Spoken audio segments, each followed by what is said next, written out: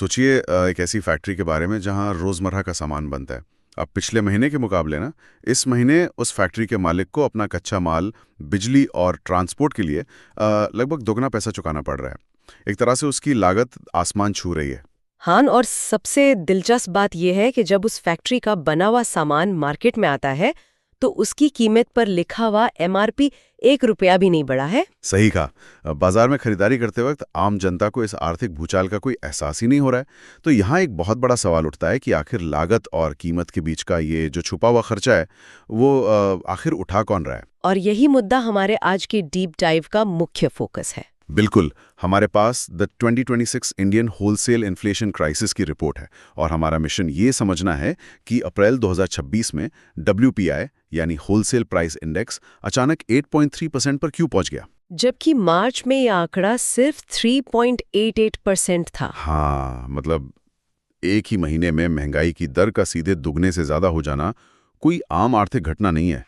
ये बिल्कुल वैसा है जैसे कोई गाड़ी 40 की स्पीड पर चल रही हो और अचानक बिना एक्सेलेरेटर दबाए सीधे 80 पर पहुंच जाए। आखिर गाड़ी को पीछे से कौन धक्का दे रहा है। सही पूछा आपने। एक महीने के अंदर इतना बड़ा उछाल दरअसल पिछले 42 महीनों का सबसे बड़ा आंकड़ा है। देखिए, जब भी हम आर्थिक डेटा को ट्रैक करते हैं तो महीने दर महीने आने वाले बदलाव आमतौर पर पॉइंट्स में होते हैं, जैसे 0.2 या 0.5% का अंतर। छोटे बदलाव होते हैं आमतौर पर। बिल्कुल। लेकिन 3.88 से सीधे 8.3 पर छलांग लगाना बताता है कि सिस्टम के अंदर कोई बहुत बड़ा स्ट्रक्चरल झटका लगा है। ये झटका इतना बड़ा है कि इसने पूरी सप्लाई चेन को हिलाकर रख दिया है। और हमें यहाँ ये भी याद रखना चाहिए कि आम जनता जिस इन्फ्लेशन को ट्रैक करती है वो CPI यानी कंज्यूमर प्राइस इंडेक्स होता है, जो बताता है कि रिटेल मार्केट में चीजें कितनी महंगी हुई हैं। हाँ, लेकिन WPI उन दामों को मापता है जिस पर बिजनेस एक दूसरे के साथ लेन देन करते हैं। एक तरह से ये फैक्ट्री के दरवाजे पर होने वाली महंगाई है। तो जो झटका अभी फैक्ट्री के दरवाजे पर महसूस किया जा रहा है उसकी आवाज आने वाले वक्त में हर घर तक जरूर पहुंचेगी। यहाँ रिपोर्ट के उस हिस्से पर ध्यान देना जरूरी है जिसे आर्थिक भाषा में वेज कहा जा रहा है। हाँ, द वेज। ये कॉन्सेप्ट इस रिपोर्ट का सबसे बड़ा हिस्सा है। कंज्यूमर प्राइसेस और होलसेल प्राइसेस के बीच का जो फासला है वो अब 482 बेसिस पॉइंट्स तक चौड़ा हो गया है। 482 बेसिस पॉइंट्स यानी लगभग 4.8% का गैप। ये पिछले 44 महीनों में सबसे बड़ा अंतर है। बिल्कुल। अगर हम इसको आसान शब्दों में समझें तो क्या इसका मतलब ये है कि मैन्युफैक्चरर्स अभी एक स्पंज की तरह काम कर रहे हैं जो इस सारी बढ़ती लागत की गर्मी को सोख रहे हैं। हाँ, ये स्पंज वाली एनालॉजी बिल्कुल फिट बैठती है। यही वो सबसे बड़ा मैकेनिज्म है जो अभी चल रहा है। कॉर्पोरेट मार्जिन इस वक्त लगातार दबाव में है। मतलब कंपनीज अपना फायदा कम कर रही हैं। सही पकड़ा आपने। जब किसी मैन्युफैक्चरर की इनपुट कॉस्ट्स अचानक इतनी तेजी से बढ़ते हैं तो वो अगले ही दिन अपने प्रोडक्ट का दाम नहीं बढ़ा सकता। उसके पास पहले से तय किए हुए कॉन्ट्रैक्ट्स होते हैं, मार्केट में भारी कंपटीशन होता है। हाँ, और अगर वो अचानक दाम बढ़ाएगा तो उसकी सेल्स गिर सकती है। एग्जैक्टली। इसीलिए शुरुआती दौर में वो अपने प्रॉफिट्स को कम करके इस झटके को एब्जॉर्ब करता है। वो कोशिश करता है कि किसी तरह सप्लाई चेन की एफिशिएंसीज को बढ़ाकर इस नुकसान की भरपाई कर ले। लेकिन एक स्पंज आखिर कब तक उबलता पानी सोख सकता है इससे पहले कि वो पानी बाहर छलक जाए। एक बिजनेस हमेशा के लिए नुकसान तो नहीं झेल सकता ना। सही बात है। जब ये लागत एक हद से ज्यादा बढ़ जाती है तो आखिरकार वो अपना एमआरपी बढ़ाने पर मजबूर हो ही जाते हैं। वो शॉक एब्जॉर्बर्स लगातार कंप्रेस हो रहे हैं। तो आखिर ये स्पंज सोख क्या रहा है? ऐसा क्या महंगा हो गया अचानक? रिपोर्ट में बताया गया है कि इस दबाव का असल कारण किसी एक खास सेक्टर में आई खराबी नहीं है, बल्कि ऊर्जा यानी एनर्जी सेक्टर से शुरू हुआ एक तूफान है। हाँ, रिपोर्ट में फ्यूल और पावर सेगमेंट के आंकड़े तो सच में हैरान करने वाले हैं। मार्च में इनकी महंगाई दर सिर्फ 1.05% थी और अप्रैल आते आते ये आंकड़ा उछलकर सीधे 24.71% हो गया। और ऊर्जा के दामों में इतना बड़ा उछाल इकोनॉमी के हर हिस्से को प्रभावित करता है, क्योंकि ऐसी कोई चीज नहीं बनती जिसमें ऊर्जा या बिजली का इस्तेमाल ना होता हो। वैसे अगर हम इस फ्यूल सेगमेंट को और गहराई से देखें तो इसके अंदर छुपी हुई कहानी और भी ज्यादा डरावनी है। रिपोर्ट में क्रूड पेट्रोलियम की इन्फ्लेशन रेट 51.5% से बढ़कर सीधे 88.6% हो गई है। बाप रे, 88%! ये तो बहुत बड़ा उछाल है। हाँ बिल्कुल। और सिर्फ यही नहीं, पेट्रोल 3.5% से उछलकर 32.40% पर आ गया है। हाई स्पीड डीजल का आंकड़ा 3.26% से बढ़कर 25.19% पर पहुंच गया है। और एलपीजी को भी देखिए, जो एलपीजी मार्च में -1.54% पर थी, यानी नेगेटिव में, वो सीधे 10.92% पर आ खड़ी हुई है। ये आंकड़े किसी आम बिजनेस साइकिल का हिस्सा तो बिल्कुल नहीं लगते। इनके पीछे जरूर कोई बहुत बड़ा कारण है जो हमारी फैक्ट्रीज के कंट्रोल से बिल्कुल बाहर है। सही कहा आपने। इन आंकड़ों की जड़ वेस्ट एशिया के जियोपॉलिटिक्स में बसी हुई है। रिपोर्ट में इस पूरे उछाल का सीधा कनेक्शन स्ट्रेट ऑफ हॉर्मस की ब्लॉकेड यानी नाकाबंदी से जोड़ा गया है। स्ट्रेट ऑफ हॉर्मोज, ये कोई आम मैरीटाइम रूट नहीं है। स्ट्रेट ऑफ हॉर्मोज एक बहुत ही पतला समुद्री रास्ता है जहां से दुनिया भर के क्रूड ऑयल का लगभग 20 से 30% हिस्सा गुजरता है। और भारत अपनी क्रूड ऑयल की ज़रूरतों का लगभग 80% से ज़्यादा हिस्सा इंपोर्ट करता है, जिसका एक बड़ा हिस्सा इसी चोक पॉइंट से होकर आता है। बिल्कुल, और जब वहां अचानक से टेंशन बढ़ती है और मैरीटाइम रूट्स ब्लॉक होते हैं तो उसका असर सिर्फ वहां चलने वाले जहाज़ों पर नहीं पड़ता।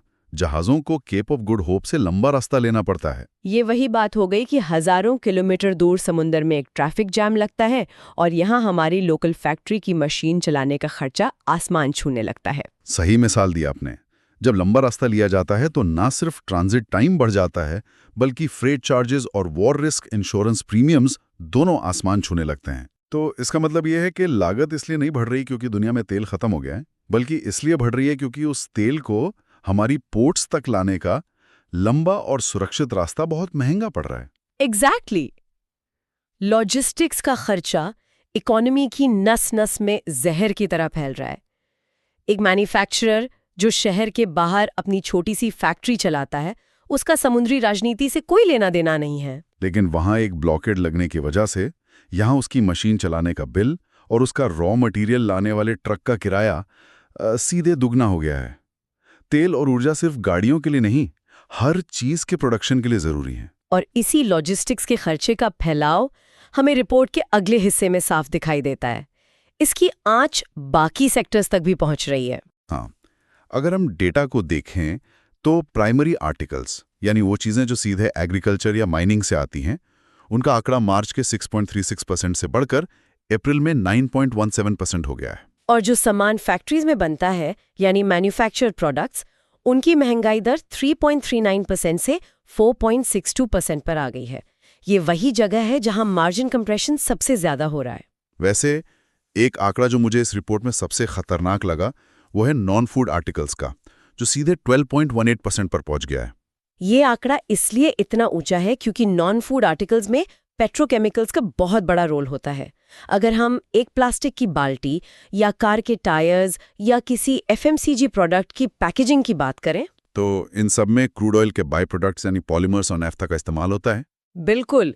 जब पीछे से क्रूड लगभग 88% महंगा हो रहा है तो उन पॉलीमर्स से बनने वाले नॉन फूड आइटम्स की कीमतें तो बढ़ेंगी ना। ये साफ दिखाता है कि इन्फ्लेशन सिर्फ ट्रांसपोर्ट के खर्चे से नहीं बल्कि मटेरियल के बेसिक डीएनए से बढ़ रही है। पर देखिए, इस पूरे आर्थिक तूफान के बीच एक आंकड़ा ऐसा जरूर है जो अभी थोड़ा शांत लग रहा है। फूड आर्टिकल्स यानी खाने पीने की चीजों की WPI इन्फ्लेशन मार्च के 1.90% से बढ़कर अप्रैल में सिर्फ 1.98% पर आई है। मतलब अभी खाने पीने की चीजों के दाम लगभग स्टेबल हैं। हाँ, लेकिन रिपोर्ट यहाँ पर रुकती नहीं है। वो एक बहुत ही क्लियर वार्निंग देती है। खाने पीने की चीजों पर मौसम और सीजनल ट्रेंड्स का बहुत गहरा असर होता है। मई के महीने में आमतौर पर इन चीजों के दाम वैसे ही बढ़ते हैं। और जब आप एक सीजनल ट्रेंड के ऊपर 25% महंगे डीजल का बोझ डालेंगे तो फूड इन्फ्लेशन को इस लेवल पर रोके रखना लगभग नामुमकिन हो जाएगा। सही बात है। खाना खेत से हमारी थाली तक ऑटोमेटिकली तो पहुंचता नहीं है। उसमें ट्रैक्टर्स, हार्वेस्टर्स और मंडियों तक सामान पहुंचाने वाले ट्रक्स का डीजल शामिल होता है। ये तो पूरा एक चेन रिएक्शन की तरह लग रहा है। अब तक जो शॉक एब्जॉर्बर्स ठीक से काम कर रहे थे, उन पर अब फूड इन्फ्लेशन के नए झटके पड़ने वाले हैं। हाँ, और ये झटके आम आदमी की जेब पर सीधा असर करेंगे। तो अब यहाँ एक लाजमी सवाल आता है, जब ऐसी आर्थिक आंधी चल रही है और सारे आंकड़े लाल रंग में दिख रहे हैं, तो देश के पॉलिसी मेकर्स आखिर कर क्या रहे हैं? रिपोर्ट में जिक्र है कि सरकार ने घरेलू LPG और फ्यूल पंप रेट्स को अभी स्थिर रखा हुआ है। इसका एक मतलब तो ये है कि आम घरों के किचन तक अभी वेस्ट एशिया की आग की लपटें नहीं पहुंची हैं, लेकिन बिजनेस और कॉमर्स जरूर इस आग में जल रहे हैं। क्योंकि कमर्शियल एलपीजी के दाम बढ़ चुके हैं। बिल्कुल, सरकार की ये स्ट्रैटेजी ड्यूल प्राइसिंग मैकेनिज्म पर आधारित है। एक तरफ वो आम नागरिकों को तुरंत आने वाले झटके से बचाने के लिए हाउस होल्ड एलपीजी और रिटेल फ्यूल पंप की कीमतों पर एक कैप लगाकर बैठे हैं, जो कि एक पॉलिटिकल और सोशल जरूरत भी होती है। सही कहा। लेकिन उस नुकसान को बैलेंस करने के लिए ऑयल मार्केटिंग कंपनीज ने कमर्शियल एलपीजी के दाम बढ़ा दिए हैं। इसका प्रभाव ये होता है कि जो गैस सिलेंडर घर पर आता है वो सस्ता है, लेकिन वही गैस जब किसी रेस्टोरेंट या बेकरी के पास जाती है तो उन्हें मार्केट रेट चुकाना पड़ता है। और आखिरकार वो रेस्टोरेंट मालिक अपना खर्चा मेनू कार्ड में डिश की कीमत बढ़ाकर ही निकालेगा। इस तरह महंगाई घूम फिरकर सीपीआई तक पहुंच ही जाती है, बस रास्ता थोड़ा लंबा हो जाता है। और इस लंबे रास्ते का असर हमें आने वाले आंकड़ों में दिखने भी वाला है। इस रिपोर्ट में आईसीआरए के मुख्य आर्थिक विश्लेषक राहुल अग्रवाल का एस्टिमेट दिया गया है। उनका अनुमान काफी चिंता बढ़ाने वाला है। हाँ, उनका मानना है कि मई के महीने में सीपीआई आराम से 4% का मार्क क्रॉस कर लेगा और डब्ल्यूपीआई लगातार बढ़ते हुए 9% के आंकड़े को भी पार कर जाएगा। ये तो एक रेड अलर्ट की तरह है। बिल्कुल, ये एक सीरियस सिचुएशन है। लेकिन इस रेड अलर्ट के बावजूद रिपोर्ट ये भी पॉइंट आउट करती है कि मॉनेटरी पॉलिसी कमिटी यानी एमपीसी शायद जून की अपनी मीटिंग में इंटरेस्ट रेट्स को ऑन होल्ड रखेगी। रुकिए एक सेकंड, यहाँ पर मेरा एक बहुत बड़ा पुशबैक है।